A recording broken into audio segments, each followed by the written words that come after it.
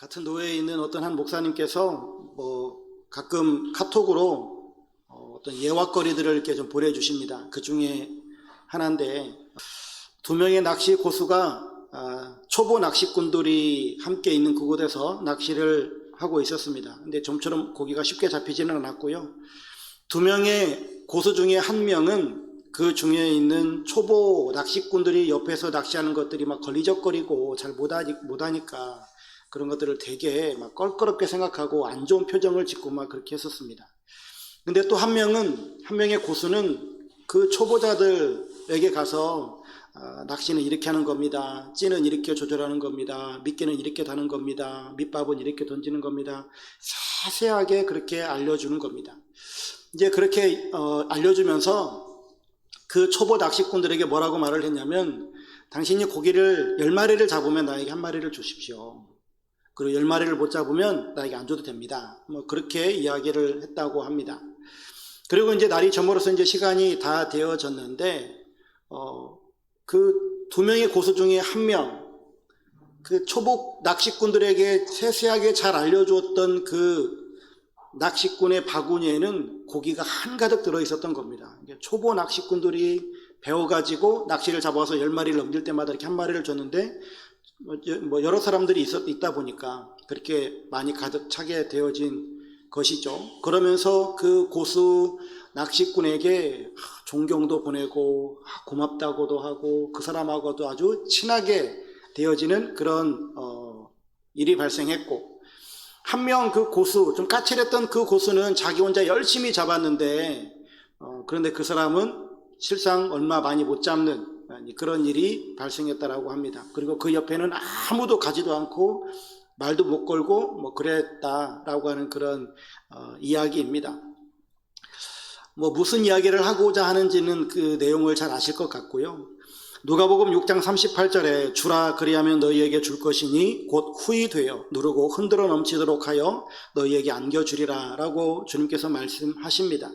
하나님께서 우리들에게 주신 것들이 있거든요. 나에게 주신 선물, 즉 그 하나님께서 우리들에게 재능도 주시고 나에게 물질도 주시고 건강도 주시고 정보도 주시고 나에게 시간도 주시고 여러 가지 주신 것들이 있는데, 그것을 다른 사람들과 함께 나눌 때에 그 나눔은 더 많은 그 다른 것들을 창출해낼 수 있게 되어지고, 또 많은 사람들과 나눌 때 더 기쁨과 행복이 넘쳐나는 이러한 일들이 발생하는 것을 우리도 보게 되어집니다. 그런데 나에게 있는 그것을 나만 혼자 꾹 껴안고 있으면 나는 고립될 뿐만 아니라 또한 다른 사람들과 함께 기쁨을 나누지도 못하는 그런 일들이 되어지겠죠. 또 결국 어떤 일들이 발생하냐면, 이것이 또 이제 역으로 전환될 수도 있는데, 내게 힘든 일이 발생할 때, 내가 정말 다른 사람들의 손길이 필요할 때, 그러할 때 정작 손을 내밀고 싶어도 내밀 수 없는, 또 내가 손을 내민다 할지라도 다른 사람들이 나를 거들떠보지도 않는 이런 일들이 발생할 수도 있겠다 싶습니다. 그렇기 때문에 우리는 내가 가진 것을 나눠주고 봉사하면서 내 것을 더 크게 만들 뿐만 아니라 또한 여러 사람들과 더불어서 많은 성취를 이루어가는 이러한 역사가 우리의 삶 가운데 있었으면 참 좋겠다라고 하는 생각이 들어집니다. 오늘 본문은 이제 여호수아서의 어떤 종결 부분에 해당되어지는 말씀입니다. 화면에 이제 여호수아서의 이제 각 장들이 이게 쭉 열거가 되어질 텐데, 여호수아 1장부터 보게 되어지면 하나님께서 여호수아에게 비전을 주시죠. 그리고 강하고 담대하라고 말씀하십니다. 2장에 가면 여리고를 정탐하고, 3장에 이제 요단강을 건너고, 4장에 그곳에서 12 돌탑을 쌓죠. 기념비를 쌓습니다. 5장에 가서 이제 그 길갈에서 그들이 할례도 받고 유월절도 지킵니다. 그때 이제 여호와의 군대 장관이 나타나서 이제 하나님께서 우리 편이 되어 주실 것을 말씀해 주시죠. 그리고 이제 6장부터 이제 본격적으로 이제 정복 전쟁이 시작이 되어지는데, 6장에 가면 여리고성을 정복합니다. 7장에 아이성 전투에서 패배하죠. 8장에 가서 이제 아이성 전투를 치르고 그 성을 정복합니다. 9장에서는 이제 기브온 사람들이 화친 조약을 맺자고 찾아오게 되어지죠. 그래서 속아서 화친 조약을 맺습니다. 10장에 가면은 남부 전쟁을 치르고, 11장에 가면 북부 전쟁을 치르고, 12장에 가면 이제 그 이스라엘 백성들이 정복한 그 31개 모든 성들의 이름들의 이름들이 쭉 열거가 되어집니다. 그리고 이제 13장부터 이제 땅 분배를 시작하잖아요. 13장 요단 동편에 있는 두 지파 반에게 요단 동편의 땅이 소개가 되어지고, 14장에 가면 갈렙에게, 15장에는 유다 지파에게, 16장 에브라임, 17장 므낫세 반 지파에게 땅 분배를 하고, 18장에 가면 베냐민 지파에게 땅 분배를 합니다. 19장에 가면 나머지 지파들, 20장에 도피성, 21장에 레위 지파에게도 땅을 분배합니다. 그리고 22장, 이제 오늘 본문에 오게 되어지면 이제 1절에서 9절까지는 이제 너희들 요단 동편에 있었던 그 두 지파 반에게 너희 이제 돌아가라 라고 말하고, 그리고 이제 오늘 본문 그 다음에 한 가지 사건이 이제 발생하게 되어집니다. 그 사건이 이제 주요된 사건이고요. 23장에 가면 이제 여호수아가 고별 설교를 합니다. 그리고 24장에 가면 이제 여호수아가 죽는 것으로 여호수아서가 이제 마감이 되어지는데, 오늘 본문 속에 보게 되어지면 이제 요단 동쪽의 두 지파 반에게 이제 귀환할 것을 말씀해 주면서 당부하는 내용들이 담겨져 있습니다. 먼저 오늘 본문 속에 나와 있는 내용의 첫 번째 내용을 살펴볼 것은, 두 지파 반은 요단 동편에서 기업을 얻었는데 왜 요단 강을 건너와서 그들이 전쟁을 치러야만 했는가라고 하는 것입니다. 민수기 32장에 보게 되어지만 이스라엘 백성들이 가나안을 향해서 가던 중에 요단강 동편에 있는 땅이 가축을 기르기에 정말로 좋은 땅인 것을 알게 되어집니다. 그러자 거기에서 갓 자손과 루벤 자손이 모세에게 자신들은 요단강을 건너지 않겠고 이 땅에서 우리가 터전을 마련하고 살고 싶다라고 요청을 합니다. 그게 이제 민수기 32장 1절에서부터 5절까지의 내용인데요. 이 요청에 대해서 모세는 너희 형제들은 싸우러 가거늘 너희는 여기 앉아있고자 하느냐라고 하면서 책망을 합니다. 형제들이 가나안 족속과 싸워서 땅을 얻어야 되는데 너희는 편안함과 풍요로움만 추구하고 있느냐라고 책망한 거예요. 모세가 왜 이런 말을 했을까요? 이 갓과 루벤 자손이 도와주지 아니하면 가나안 정복을 할 수 없어서 그랬겠습니까? 아니죠. 전쟁의 승리는 하나님께서 주시는 것이지 그들의 용맹함이나 그들의 어떤 실력과는 무관한 것이었던 것을 우리는 성경을 통해서 봅니다. 왜 그랬느냐? 좀 전에 읽어드렸던 말씀에서도 나와 있는 것처럼 너희 형제들은 싸우러 가거늘 이라고 하는 이 말이에요. 즉 이스라엘 백성들은 한 형제이고 한 가족이에요. 이게 이스라엘 정신이거든요. 그런데 루벤과 갓 자손들은 형제는 전혀 생각하지 아니하고 자기의 편안함과 풍요로움만 생각한 겁니다. 아마 거기까지는 미처 생각하지 못했을 수도 있겠죠. 그래서 모세가 책망하자 그들은 자기 가족들이 거주할 이 성읍을 좀 방비해놓고 그러고 나서 우리가 기업을 얻기까지 요단 서편으로 가가지고 끝까지 싸우겠다라고 거기서 약속을 합니다. 그리고 나서 이제 그들이 전쟁을 할 때 선봉장이 되어져서 전쟁을 치르게 되어지는 것이죠. 근데 이 두 지파 반은 요단강을 건너서 요단 서편에서 전쟁을 치르는 이 모든 전쟁에서 자기들에게 득이 되어지는 것은 하나도 없어요. 자기들이 그곳에서 전쟁을 한다 할지라도 이미 자기네 기업은 이 요단 동편이기 때문에 자기네 땅은 이미 있고 자기네들이 이제 가서 수고만 해야만 하는, 전쟁을 해야만 하는 이런 상황인 것이죠. 그럼에도 불구하고 그들은 같이 싸우겠다라고 합니다. 왜냐하면 아까 모세가 얘기했던 것처럼 우리는 한 형제라고 하는 그 명분만 가지고 싸우게 되는 것이죠. 그 명분 하나로 그들은 7년 동안 싸우게 되어진 겁니다. 그런데 여기에 더 중요한 근거가 있는데 오늘 2절, 본문 2절, 3절에 보게 되어지면 3절 하반절에 오직 너희 하나님 여호와께서 명령하신 그 책임을 지키도다 라고 말하고 있습니다. 즉 그들이 요단강을 건너서 요단 서편에서 정복전쟁을 했었던 이유는 하나님의 명령이 있었기 때문이다 라고 하는 거예요. 즉 모세를 통해서 그들에게 주어진 그 말씀이 하나님의 명령으로 들려졌고 하나님의 명령으로 받았기 때문에 그들은 그 정복전쟁을 치른 겁니다. 그 하나님의 명령을 받고 그리고 형제라고 하는 그 명분을 더해서 그들은 그 전쟁을 치렀다라고 하는 것이죠. 여기에서 우리가 이제 이스라엘 사람들의 이 관계성 그리고 신앙생활의 이 관계성에 대해서 생각해 볼 수 있는데 이스라엘의 관계는요 하나님의 명령과 그 명령에 대한 책임으로 이루어진 관계임을 알 수 있습니다.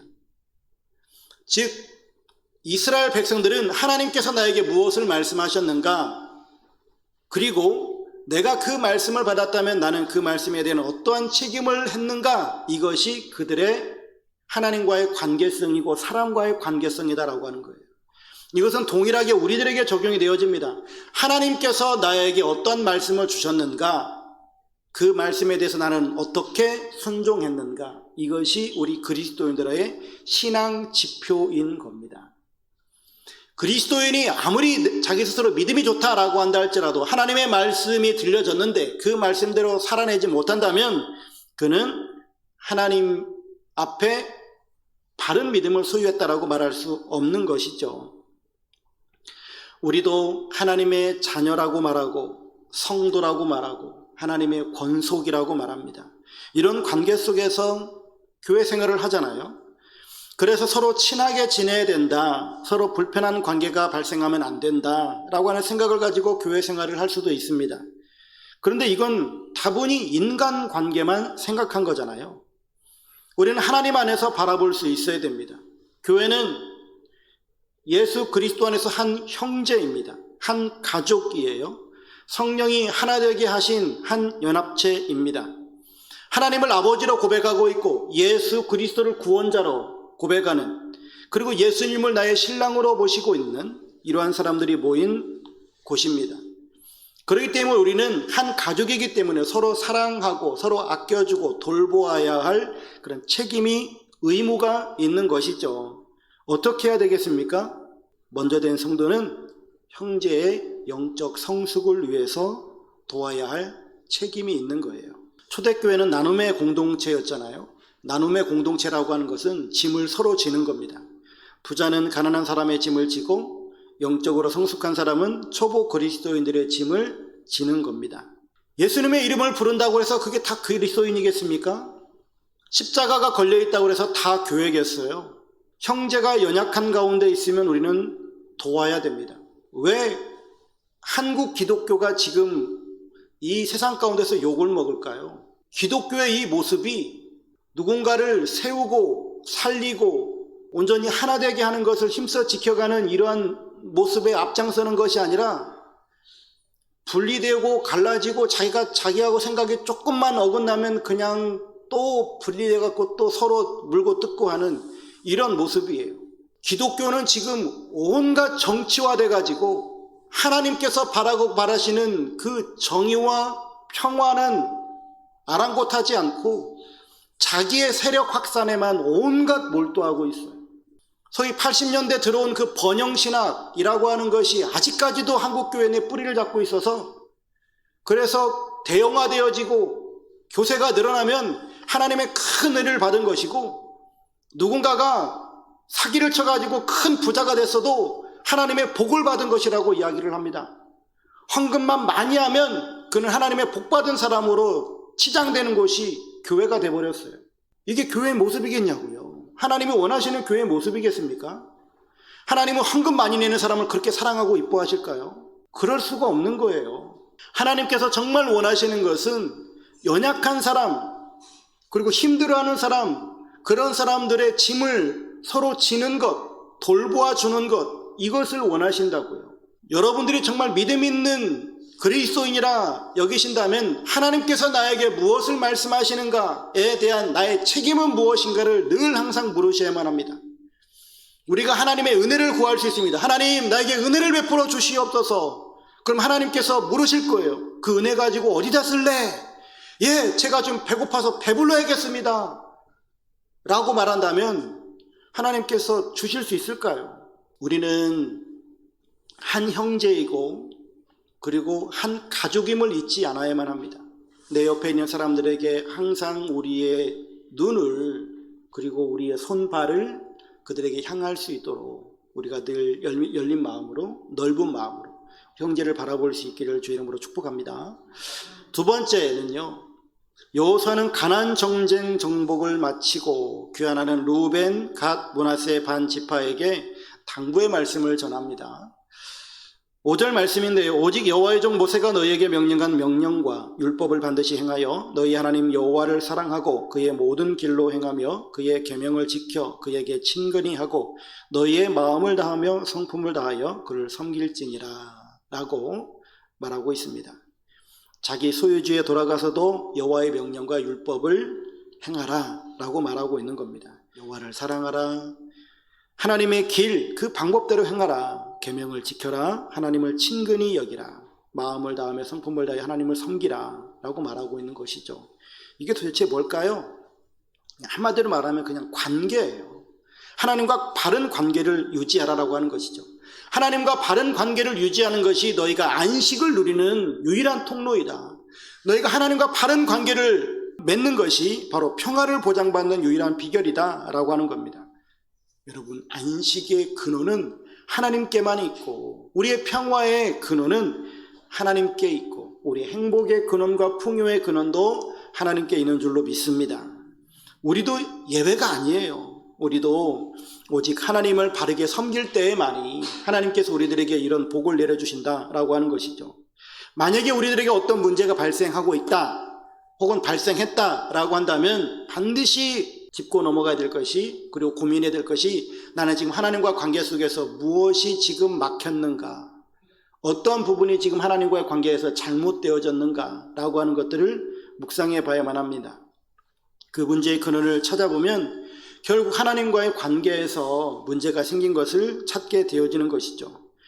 여러분, 우리들에게는 모든 생사화복의 근원의 뿌리는 하나님과의 관계에 있다라고 하는 것이죠. 근데 오늘날 많은 사람들이 하나님을 사랑한다라고 말하지만 사실 많은 부분 거짓말하는 경우들이 많아요.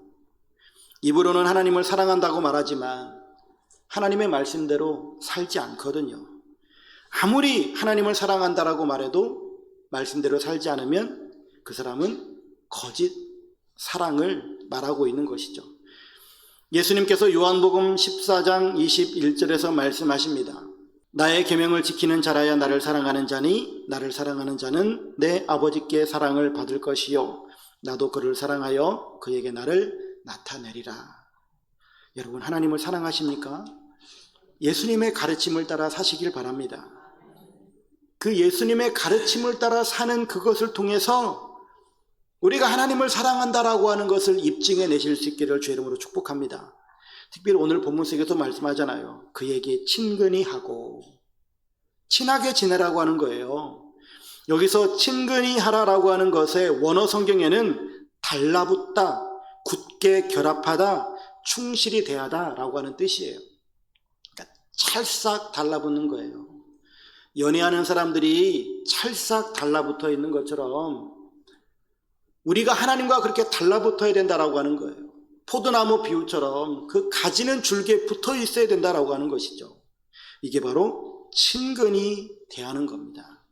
그러면 그것이 바로 우리가 하나님과 친하게 지내는 것이요. 그렇게 친할 때 우리는 계명이 우리들에게 무거운 것이 아니라 그냥 좋아서 하게 되어지는 것이죠.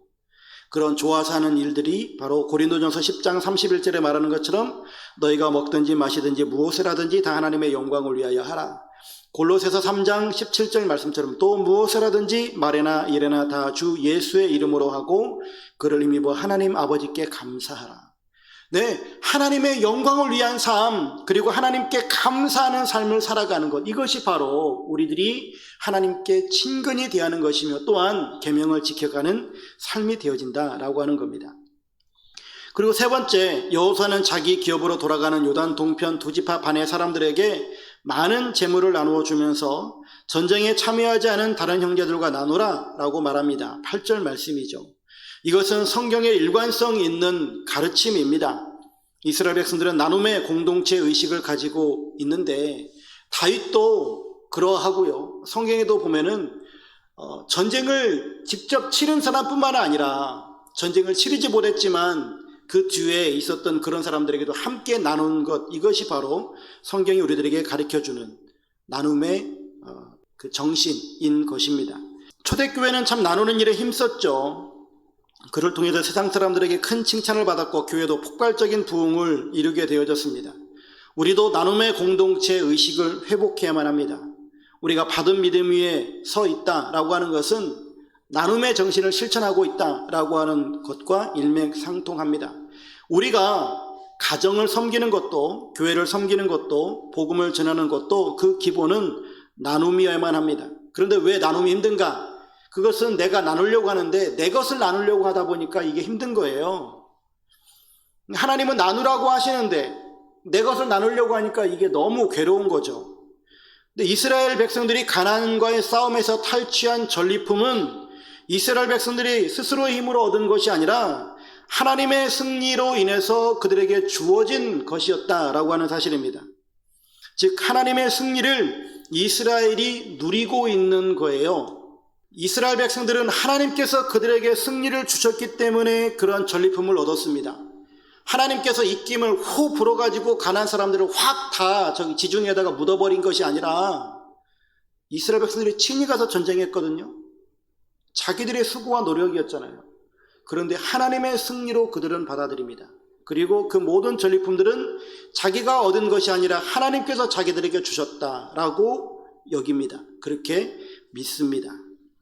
그래서 하나님께서 자기에게 주신 이 모든 전리품들은 하나님께서 나를 통해서 나 아닌 다른 사람들과 함께 나누라라고 주신 것으로 여깁니다. 그리고 나누어요. 하나님의 은총, 하나님의 은혜는 이 개념 안에서 우리가 생각해야 됩니다. 첫 번째 우리가 형제의식에 대해서 살펴봤잖아요. 오늘 말씀 첫 번째가 그들은 한 형제이기 때문에 전쟁에 동참해야 됐잖아요. 이 세 번째 나눔도 마찬가지입니다. 한 형제요, 한 가족이기 때문에 우리가 더 적극적으로 나눌 수 있을 터인데, 내가 한 형제, 한 가족이 아니더라도 이제 우리 그리스도인들이 가져야 될 마음은 우리 교회를 넘어서는 여기까지 우리가 확장이 되어져야 되는데요. 내가 하나님 앞에 무엇인가를 구할 때 하나님의 은혜를 구하고, 하나님 앞에 내가 건강을 구하고, 내가 어떤 물질을 구하고, 내 성공을 만약에 구한다고 할 때에 그것은 나를 위한 것이 아니라 다른 사람들에게 나누기 위한 구함이 되어져야 된다라고 하는 겁니다. 많은 사람들이 하나님의 은혜를 구합니다. 그런데 많은 사람들이 자기를 성공시키기 위해서 구하는 경우들이 너무나 많아요. 하나님은 이 나눔을 통해서 저 세상에 있는 사람들에게 그리스도의 덕을 끼치고 하나님의 은혜를 그들에게 주시기 위해서 우리를 사용하고 싶어 하시는데, 우리는 하나님의 그 목적과는 상관없이 그냥 나를 배불리기 위해서 하나님 앞에 은혜를 구하는 경우들이 많더라라고 하는 겁니다. 우리가 하나님의 은혜를 구할 때 하나님께서 너 그거 받으면 뭐 할래라고 물으신다면 우리는 네 하나님, 내가 이것을 받아서 내가 저기 있는 사람들에게 나누겠습니다. 내가 저 사람을 살려내겠습니다 라고 우리가 하나님 앞에 고백하고 그러한 삶을 살아갈 때 하나님께서는 우리들을 반드시 써주실 줄로 믿습니다. 그런데 여기서 여러분 꼭 생각하셔야 될 것이, 무엇을 구한다고 하고 내가 무엇인가를 나눈다고 했을 때에 여러분들의 돈, 시간, 봉사 이런 것만 생각하지 마십시오. 진짜 중요한 게 뭐냐면, 이 말씀을 묵상하면서 정말 저에게 좀 새롭게 다가왔던 것은 무엇이냐면, 하나님께서 예수 그리스도를 통해서 얻으신 전리품이 무엇입니까? 하나님께서 예수 그리스도를 죽이시면서까지, 당신이 친히 죽으시면서까지 얻으셨던 전리품은 나예요. 하나님은 나라는 전리품을 얻으셨다고. 나라고 하는 전리품을 얻기 위해서 친히 싸우셨다고요. 나라는 전리품을 얻으셔서 하나님께서는 이제 나를 나누고 싶어 하시는 거예요. 어디에요? 세상에게요. 세상에 나를 나눠주고 싶어 하시는 거예요. 내가 그래서 세상에 나아가서 내가 그들에게 나눔이 되어지기를 원하시는 것이죠. 나를 그들에게 나눠주고, 즉 나의 선한 말, 칭찬의 말, 격려의 말과 또 내가 가지고 있는 내 시간과 물질과 또한 내 몸을 그들에게 나누고, 또한 내가 그들을 향한 기도와 그들을 향한 섬김, 이 모든 것들을 그 세상 사람들에게 나누기를 하나님께서는 원하셨다라고 하는 것이죠. 하나님께서 얻으신 그 전리품인 내가 하나님 앞에 이렇게 쓰임 받을 때 이것이 진정한 나눔이 아니겠습니까? 단순히 그냥 내게 있는 돈 나누고 내게 있는 어떤 시간을 그에게 좀 할당하는, 그래서 오늘도 내가 참 봉사했다, 내가 의미 있는 삶을 살았다, 이것이 아니라 하나님께서 얻으신 그 전리품인 내가 오늘 하나님 앞에 이렇게 쓰임받기를 원합니다. 오늘 내가 이렇게 하나님 앞에 헌신합니다 라고 하는 이 나눔의 삶이 우리의 삶을 통해서 드러날 수 있기를 축복합니다. 여러분, 그리스도 안에서 한 몸 된 형제라고 하는 것은 우리끼리는 얼마든지 사랑할 수 있어요. 우리끼리 사랑하는 건 어렵지 않거든요. 그런데 이 사랑이 우리를 넘어서서 교회 밖에 있는 사람들에게까지 우리를 나눠줄 수 있는 이런 삶이 되어졌으면 좋겠습니다. 오늘 말씀을 이제 좀 요약을 해보면, 첫 번째, 두 지파 반 왜 요단강을 건너야만 했을까요? 자신들의 편안함과 풍요로움만 생각했던 그들에게 모세가 책망하자 그들은 같이 싸우겠다라고 이야기를 합니다. 한 형제요 한 가족이라고 하는 것을 깨닫게 되어진 것이죠. 근데 더 중요한 것은 이제 하나님의 명령으로 그들이 이제 받았던 것이고, 그래서 이스라엘은 늘 보게 되어지면 그들은 하나님의 명령과 그 명령에 대한 책임으로 늘 하나님과의 관계성과 이웃과의 관계성을 세워가는 모습을 봅니다. 이것은 곧 우리들에게 하나님이 나에게 무엇을 말씀하시고 내가 그 말씀에 얼마만큼 순종하고 있는가, 이것이 곧 우리들이 하나님과의 관계성과 세상과의 혹은 내 이웃과의 관계성이에요. 보이지 않는 하나님을 우리가 아무리 사랑한다고 말하고 보이지 않는 하나님께 내가 순종한다고 말한다 할지라도 그것은 증명되지 않습니다. 그것은 어디를 통해서 증명되느냐? 내 이웃을 통해서만 증명이 되어지는 거예요. 그래서 내 이웃에게 내가 지금 어떻게 지금 살아가고 있는가를 우리가 늘 살펴봐야 되는데, 당부의 말을 하는데 이렇게 여호와의 명령과 율법을 행하라라고 말합니다. 오직 하나님과 바른 관계를 유지하는 것, 이것이 곧 안식의 근원이요 풍요와 행복의 근원이 되어진다. 우리들에게 이 모든 것들을 주시는 분은 하나님뿐이다. 그에게 친근히 하라라고 말씀해주고 있는 겁니다. 곧 사랑하는 하나님께 붙어 살라라고 말씀하시는 겁니다. 그러면서 세 번째, 전쟁에 참여하지 않은 다른 형제들과 나누라라고 말합니다. 이스라엘 백성들은 나눔의 공동체 의식을 갖고 삽니다. 탈취한 전리품은 하나님의 승리로 주어진 것이고요. 하나님의 은총, 은혜는 형제들과 나누는 개념 안에서만 이해가 되어져야만 합니다. 우리가 은혜를 추구한다면 그 은혜를 왜 추구하고 있는가? 은혜가 주어진다면 우리는 무엇을 하려고 하고 있는가? 라고 하는 것들을 늘 질문을 던져보십시오.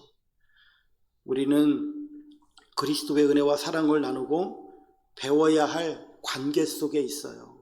여러분, 매일매일의 신앙생활, 매일매일의 삶 속에서 예수님께서 나를 얼마만큼 사랑하셨는가, 나에게 은혜를 베푸셨는가 라고 하는 것들을 깨닫는 만큼 세상에게 나를 나눠줄 수 있는 삶을 살아가는 여러분들의 삶이 될 수 있기를 주의 이름으로 축원합니다.